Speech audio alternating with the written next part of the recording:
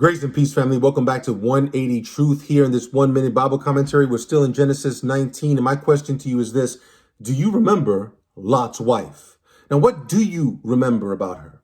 Now, do you remember the fact that she was being rescued and yet she still looked back?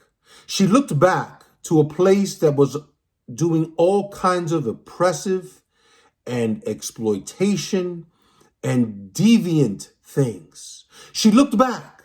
Jesus tells us in the Gospel of Luke, I believe it's Luke 17:32, he says, remember Lot's wife.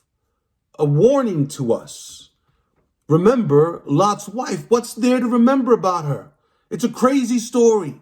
All she seems to do is to look back, and she turns into a pillar of salt. Some folks think that, whatever ashes affected her and that was it. But at the end of the day, she looked back. Here she was. She had a family. She was a mother. She was a wife. She still were there, rescued by the angels. She knew how wicked these people were. And yet she looked back. One of the keys to the real spiritual life in Christ is that those who seek to save their life will lose it. But those who lose it for Christ and his kingdom will find it. She looked back with longing. She looked back with regret. She looked back because in her heart, ultimately, that's where she belonged. No matter what she looked like on the outside, that's where her heart, that's where her real treasure was.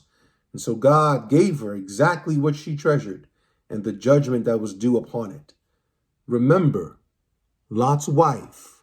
Stop looking back. Stop looking with envy and jealousy. Remember Lot's wife.